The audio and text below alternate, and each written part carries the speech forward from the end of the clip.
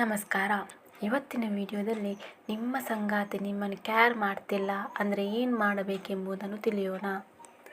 ಹೌದು, ಮೊದಲು ಅಂದರೆ ಶುರುವಿನಲ್ಲಿ ತುಂಬ ಪ್ರೀತಿ ತೋರಿಸುತ್ತಾರೆ. ಆ ಪ್ರೀತಿ ಹೇಗಿರುತ್ತೆಂದರೆ ನೀನೇ ನನ್ನ ಪ್ರಪಂಚ ಅನ್ನೋ ರೀತಿಯಲ್ಲಿ ನಿಮ್ಮನ್ನು ನಂಬಿಸಿರುತ್ತಾರೆ. ಆದರೆ ಕಾಲ ಕ್ರಮೇಣ ಏನಾಗುತ್ತೆಂದರೆ ನಿಮ್ಮ ಬಗ್ಗೆ ಪ್ರೀತಿ ಬಿಡಿ, ನಿಮ್ಮನ್ನು ಯೋಚಿಸುವುದು ಕೂಡ ಇಲ್ಲ ಅವರು.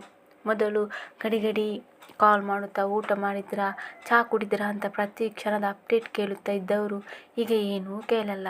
ಊಟ ಆಯ್ತಂತನೂ ಕೇಳಲ್ಲ, ಚಹಾ ಆಯ್ತನೂ ಅಂತ ಕೇಳಲ್ಲ, ಅಟ್ಲೀಸ್ಟ್ ಏನು ಮಾಡ್ತಾ ಇದ್ದೀರಾ ಅಂತಲೂ ಕೇಳಲ್ಲ.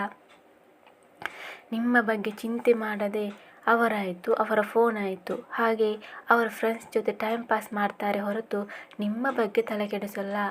ಆಗ ನೀವೇನು ಮಾಡ್ತೀರಾ? ಗಡಿ ಕಾಲ್ ಮಾಡ್ತೀರಾ, ಮೆಸೇಜ್ ಮಾಡ್ತೀರಾ, ಎಲ್ಲ ವಿಷಯವನ್ನು ಅವರಿಗೆ ತಿಳಿಯಪಡಿಸ್ತೀರಾ. ಆದರೆ ಅಲ್ಲಿಂದ ನೋ ರೆಸ್ಪಾನ್ಸ್. ಏನು ಮಾಡಿದರೂ ಅವರು ಕೇರ್ ಮಾಡಲ್ಲ. ಆ ಸಂದರ್ಭದಲ್ಲಿ ನಿಮಗೆ ಏನು ಮಾಡಬೇಕೆಂದು ತೋಚಲ್ಲ. ಮೂಡ್ ಆಫ್ ಆಗ್ತೀರಾ, ನಿಮ್ಮನ್ನೇ ನೀವು ದ್ವೇಷಿಸುತ್ತೀರಾ, ಅಳ್ತೀರಾ ಅಲ್ವಾ? ಆದರೆ ಹೀಗೆ ಮಾಡುವ ಬದಲು ಒಮ್ಮೆ ನೆಕ್ಸ್ಟ್ ಹೇಳುವ ಟಿಪ್ಸನ್ನು ಫಾಲೋ ಮಾಡಿ ನೋಡಿ. ಮೊದಲನೆಯದಾಗಿ, ನೀವು ಕಾಲ್ ಮಾಡಿ ಟೆಕ್ಸ್ಟ್ ಮೆಸೇಜ್ ಮಾಡಿದರೂ ಅಲ್ಲಿಂದ ನಿಮಗೆ ಏನೂ ರೆಸ್ಪಾನ್ಸ್ ಸಿಗ್ತಿಲ್ಲ ಅಂದರೆ ನೀವು ಮೌನವಾಗಿರಿ. ಟೆಕ್ಸ್ಟ್ ಕಾಲ್ ಅಥವಾ ಅವರ ಬೆನ್ನಟ್ಟಲು ಹೋಗಬೇಡಿ. ಹೇಳ್ತಾರಲ್ಲ, ಮೌನಕ್ಕೆ 1000 ಅರ್ಥವಿದೆ ಅಂತ. ಹಾಗೆ ನೀವು ಮಾತಾಡಿ ಕೆಟ್ಟವರಾಗುವ ಬದಲು ಮೌನವಾಗಿ ಬಿಡಿ.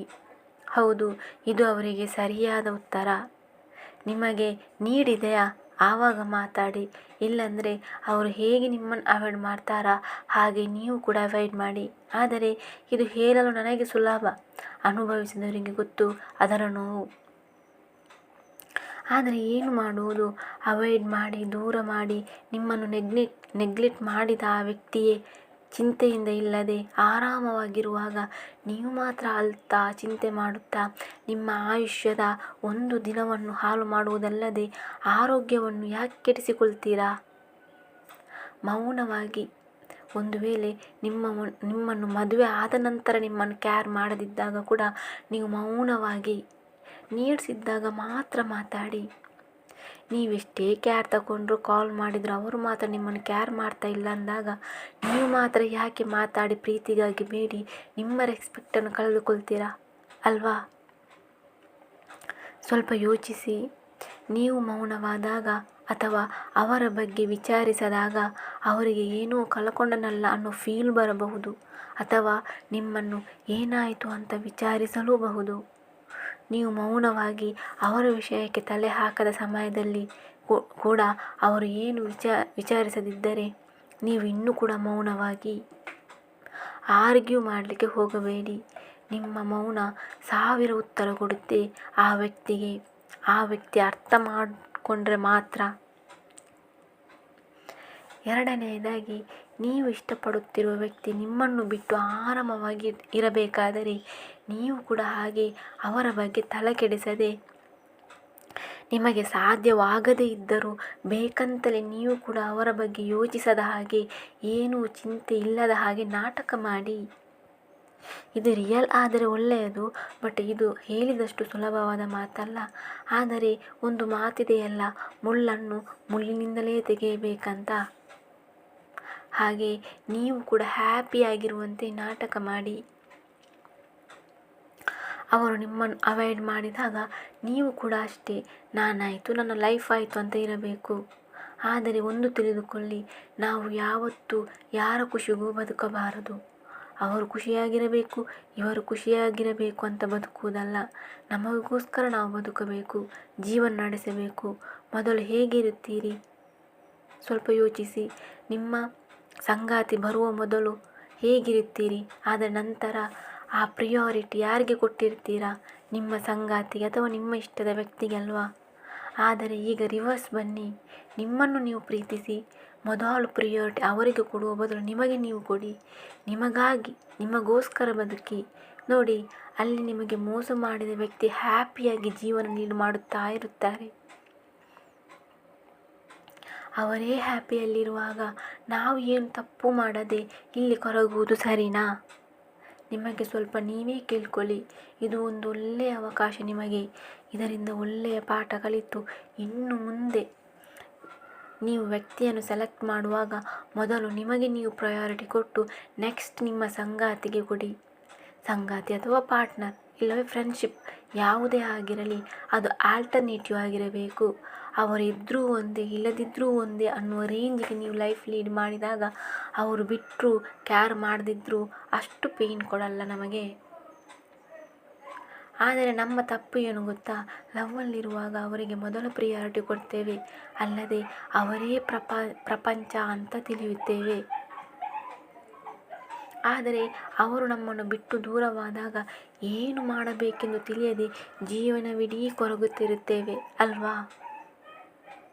ಮೂರನೆಯದಾಗಿ ಸೆಲ್ಫ್ ರೆಸ್ಪೆಕ್ಟ್ ಬೆಳೆಸಿಕೊಳ್ಳಿ. ಹೌದು, ನೀವು ನಿಮ್ಮ ಮೇಲೆ ಫೋಕಸ್ ಮಾಡುತ್ತಾ ನಿಮ್ಮ ಸ್ಕಿನ್ನನ್ನು ಚೆನ್ನಾಗಿಟ್ಕೊಳ್ತಾ, ಹೇರನ್ನು ಚೆನ್ನಾಗಿಟ್ಕೊಳ್ತಾ, ಬಾಡಿಯನ್ನು ಫಿಟ್ಟಾಗಿಟ್ಕೊಳ್ಳಿ.